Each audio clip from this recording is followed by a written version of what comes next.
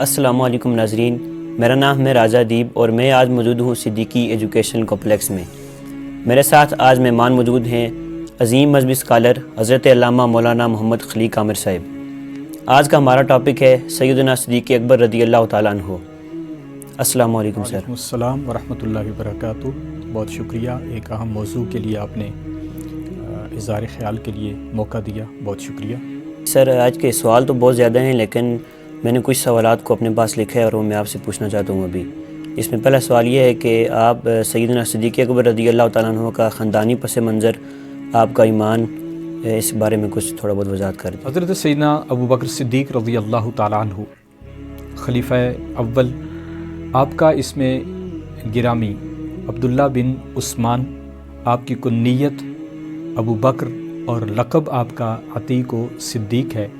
آپ شامل عشرہ مبشرہ ہیں اور آقا کریم علیہ الصلوۃ والسلام کے ساتھ غار میں بھی اور آقا کریم علیہ الصلوۃ والسلام کے ساتھ مزار میں بھی اس وقت موجود ہیں۔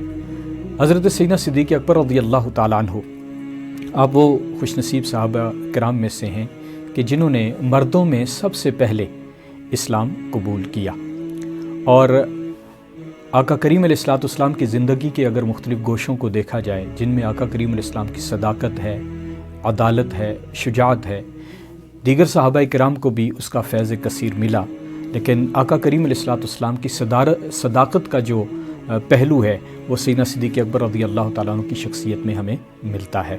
آپ زہد و ورع کے اندر اور استقامت کے اندر اور سخاوت کے اندر اپنا ثانی نہیں رکھتے تھے۔ آپ وہ خوش نصیب صحابی ہیں کہ جن کا تذکرہ ہمیں قرآن میں بھی ملتا ہے اور کثیر روایات آقا کریم علیہ الصلوۃ والسلام سے بھی ہمیں ملتی ہیں۔ آپ کی ولادت باسعادت آقا کریم علیہ الصلوۃ والسلام کے بعد تقریباً 2.5 سال کے بعد، یعنی 573 ہجری میں آپ کی ولادت مکہ میں ہوتی ہے، اور آپ کو چند تفردات بھی آقا کریم علیہ الصلوۃ والسلام کی نسبت سے عطا ہوئے۔ ان میں سب سے پہلا یہ ہے کہ آپ نے اپنے مال کے ذریعے دین اسلام کی بڑی مدد کی، اور آقا کریم علیہ الصلوۃ والسلام کے ان خوش نصیب صحابہ میں شامل ہیں کہ جن کا مال دین اسلام کی خاطر اور ترویج و اشاعت دین کی خاطر جو ہے وہ خرچ ہوا۔ آپ وہ خوش نصیب ہیں کہ جنہوں نے کئی لوگوں کو خرید کر دائرہ اسلام میں جو ہے ان کو لائے اور دین کی جو ہے میادین میں ان کو پیش کیا۔ ان میں حضرت بلال رضی اللہ تعالیٰ عنہ، حضرت زہرہ رضی اللہ تعالیٰ عنہ، حضرت عامر بن فہیرہ رضی اللہ تعالیٰ عنہ، حضرت ام عمیس رضی اللہ تعالیٰ عنہ، یہ وہ صحابہ اور صحابیات ہیں کہ جن کو خرید کر آپ نے آقا کریم علیہ الصلوۃ والسلام کے قدموں میں پیش کیا۔ آپ کے تفردات کی ہم اگر بات کریں تو آپ نے پوری زندگی آقا کریم علیہ الصلوۃ والسلام کی قربتوں میں گزاری، ہجرت میں آقا کریم علیہ الصلوۃ والسلام کے ساتھ ہم سفر رہے، اور آپ وہ خوش نصیب ہیں کہ جن کو 3 دن اور 3 راتیں غار ثور کے اندر آقا کریم علیہ الصلوۃ والسلام کی توجہ اتحادی نصیب ہوئی، اور آپ کا تذکرہ قرآن مجید فرقان حمید میں ثانی اثنین اذ ہما فی الغار کے حوالے سے بھی ہمیں ملتا ہے۔ اور آپ وہ خوش نصیب بھی ہیں کہ جنہوں نے غزوہ تبوک کے موقع پر آقا کریم علیہ الصلوۃ والسلام نے جب اپنا مال پیش کرنے کی بات کی تو آپ نے اپنے گھر کا سارا مال آقا کریم علیہ الصلوۃ والسلام کے قدموں میں پیش کر دیا۔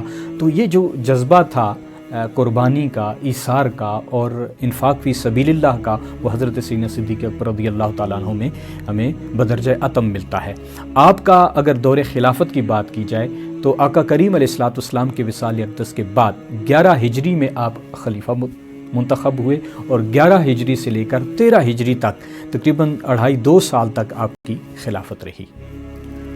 جی، ہمیں یہ تو پتہ چل گیا کہ آپ پہلے خلیفہ تھے، آپ نے اسلام کس طرح قبول کیا، آپ پہلے اسلام لانے والے تھے۔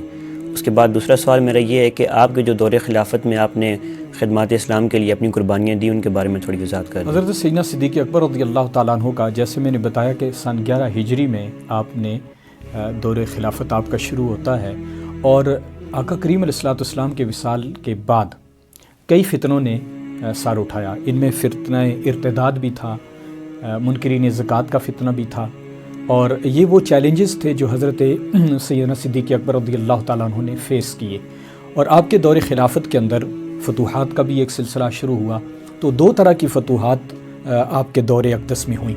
ایک تو وہ فتوحات ہیں کہ جو جزیرہ عرب کے اندر ہوئیں اور ان میں مرتدین کے خلاف یعنی کہ فتنہ ارتداد کے خلاف آپ نے جو ہے وہ اعلان جنگ کیا۔ پھر دوسرا آپ نے جو قبائل کے درمیان جو بغاوت تھی اس بغاوت کا آپ نے کالا کامہ کیا، اور تیسرا یہ کہ آپ نے جو جھوٹے مدعیان نبوت تھے ان کے خلاف ایک آپ نے جہاد کیا۔ تو پہلا تو آپ کا یہ تھا جہاد جو عرب کے اندر آپ نے وہ ایک کوشش کی، فتوحات کا ایک سلسلہ ہوا۔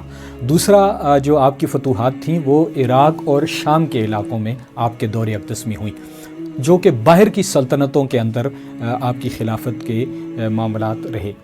جس طرح یمامہ کے حوالے سے آپ اگر دیکھیں تو جنگ یمامہ کے اندر آپ نے حضرت خالد بن ولید رضی اللہ تعالیٰ عنہ کی زیر قیادت ایک لشکر روانہ کیا جنہوں نے مسلمہ کذاب کے خلاف جہاد کیا۔ پھر طلحہ اسدی کے خلاف آپ نے پھر خالد بن ولید رضی اللہ تعالیٰ عنہ کے سپورٹ ایک لشکر کر کے بھیجا۔ پھر آپ نے سجاد جو کہ جھوٹی نبوت کا دعویٰ کرنے والی خاتون تھی اس کے خلاف آپ نے علم جہاد بلند کیا۔ پھر فتوحات عراق آپ کے دور کے اندر ہوتی ہیں۔ ابو عبید بن مسعود ثقفی رضی اللہ تعالیٰ عنہ کو عراق کی طرف بھیجا۔ پھر مثنہ بن حارثہ کو آپ نے عراق کی طرف پھر بھیجا۔ عین التمر کی فتح آپ کے دور میں ہوئی جو کہ حضرت خالد بن ولید رضی اللہ تعالیٰ عنہ کے دور اقدس میں ہوئی، تو آپ کی زیر قیادت ہوئی۔ تو یہ حضرت سیدنا صدیق اکبر رضی اللہ تعالیٰ عنہ کے دور میں یہ چیلنجز تھے، یعنی کہ ایک طرف جھوٹے مدعیان نبوت کا بھی ایک سلسلہ تھا، اور دوسرا فتنہ جو تھا وہ ارتداد کا تھا، لوگ اسلام سے نکل رہے تھے کیونکہ آقا کریم علیہ الصلوۃ والسلام کے وصال اقدس کے فوراً بعد ایسے حالات نے جنم لیا۔ پھر خوارج کا فتنہ، اور پھر ان ساروں کا سد باب کرنے کے لیے حضرت سیدنا صدیق اکبر رضی اللہ تعالیٰ عنہ نے کوششیں کی۔ اب آپ کے دور اقدس کے اندر جب فتوحات کا سلسلہ ہوا تو پورا جزیرہ عرب اس کو آپ نے متحد کیا، یہ آپ کی ایک پہلی کامیابی تھی جو آپ کے دور میں ہوئی۔ دوسرا ارتداد کے فتنوں کا آپ نے خاتمہ کیا، اور پھر منکرین زکوٰۃ جو لوگ زکوٰۃ کا علل اعلان انکار کر چکے تھے آپ نے ان کے خلاف بھی علم جہاد کو بلند کیا۔ پھر اسلامی سلطنت کو آپ نے مضبوط کیا۔ پھر عراق اور شام کی جس طرح میں نے بتایا کہ فتوحات ہوئیں، اور پھر رومی اور ایرانی سلطنتوں کی جو اس کی کمزوریاں تھیں ان کا آغاز ہوا، اور پھر اسلام کی جو حدود ہیں وہ وسیع پیمانے پر ہوئیں۔ ماشاءاللہ سے جس طرح ابتدائی اسلام میں سیدنا صدیق اکبر رضی اللہ تعالیٰ عنہ نے اسلام لانے میں پہل کی اور شروع اسلام میں لوگوں کی تبلیغ کی، اسی طرح آپ نے اپنے دور خلافت میں بھی اسلام کے لیے بہت سی قربانیاں دی۔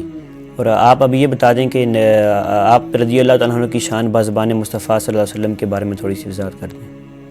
حضرت سیدنا ابو بکر صدیق رضی اللہ تعالیٰ عنہ جس طرح ان کے ایمان کی بھی بات ہوئی اور ان کے دور کے اندر جو کارہائے نمایاں تھے ان کے اوپر بھی ہم نے سیر حاصل بات کی۔ تو حضرت سیدنا صدیق اکبر رضی اللہ تعالیٰ عنہ جس طرح میں نے بتایا کہ آپ کا لقب صدیق بھی ہے اور عتیق بھی ہے، یعنی آپ وہ شخصیت ہیں کہ جنہوں نے واقعہ معراج کی تصدیق کی جس وجہ سے آپ کو صدیق کا لقب ملا۔ پھر آپ کو عتیق کا جو لقب یہ قرآن کی آیات سے استشہاد موجود ہے، علماء کرام نے اس پر سیر حاصل گفتگو کی۔ اور اب جو آپ کا جو سوال ہے انتہائی اہم ہے کہ آپ کی شان بزبان مصطفیٰ صلی اللہ علیہ وسلم، حضور تاجدار کائنات صلی اللہ علیہ وسلم کا ارشاد ذیشان ہے۔ حضور فرماتے ہیں کہ جس شخص کے مال نے سب سے زیادہ مجھے فائدہ پہنچایا وہ صدیق اکبر رضی اللہ تعالیٰ عنہ کا مال ہے۔ اور حضور نے یہ بھی فرمایا کہ اگر کسی کو میں خلیل بنا سکتا تو وہ سیدنا صدیق اکبر رضی اللہ تعالیٰ عنہ ہوتے۔ پھر ان کے بارے میں آقا کریم علیہ الصلوۃ والسلام نے ارشاد فرمایا کہ کائنات میں مجھ پر کئی لوگوں کے احسانات ہیں جن کا میں نے بدل ان کو دے دیا، مگر ایک شخصیت حضرت سیدنا صدیق اکبر رضی اللہ تعالیٰ عنہ کی ہے کہ جن کے احسانات کا بدلہ میں نہیں دے سکتا بلکہ رب کی بارگاہ میں التجا کرتا ہوں کہ رب ان کے احسانات کا انہیں بدلہ عطا فرمائیں گے۔ تیسرا آقا کریم علیہ الصلوۃ والسلام کے ساتھ جب آپ نے ہجرت مدینہ کی، غار ثور کے اندر آپ نے 3 دن 3 راتیں آقا کریم علیہ الصلوۃ والسلام کے ساتھ گزاری، تو جب اس سفر پر چلنے لگے تو آقا کریم علیہ الصلوۃ والسلام کو آپ نے سواری پیش کی۔ آقا کریم علیہ الصلوۃ والسلام نے خوش ہوتے ہوئے آپ کی طرف چہرہ اقدس کرتے ہوئے حضور نے فرمایا کہ اے صدیق، آپ کو اللہ رب العزت نے رضوان اکبر عطا فرمائیں گے۔ عرض کیا یا رسول اللہ صلی اللہ علیہ وسلم رضوان اکبر کیا ہے؟ تو آقا کریم علیہ السلام نے ارشاد فرمایا کہ رضوان اکبر یہ ہے کہ قیامت کے دن اللہ رب العزت تمام بندوں پر عام تجلی فرمائیں گے اور تم پر خاص تجلی فرمائیں گے۔ یہ شان حضرت سیدنا صدیق اکبر رضی اللہ تعالیٰ عنہ کو حاصل ہوئی کہ قیامت کے دن رب لم یزل کی خصوصی توجہ اور تجلی آپ کو نصیب ہوگی۔ تو آپ کی زندگی ہمارے لیے مشعل راہ ہے، اور آج اگر امت مسلمہ کامیابی چاہتی ہے تو وہ ان صحابہ کرام کی خدمات کو پڑھیں، ان کو جانیں اور ان کو اپنی زندگیوں میں اپنائیں کہ ان جیسی سخاوت، ان جیسی شجاعت اور ان جیسا ایثار کا جذبہ جو صحابہ کرام میں تھا، اور خصوصاً سیدنا صدیق اکبر رضی اللہ تعالیٰ عنہ کی زندگی میں ہمیں ملتا ہے، کیونکہ اللہ رب العزت آپ کی زندگی سے ہمیں رہنمائی لینے کی توفیق عطا فرمائے۔ والسلام۔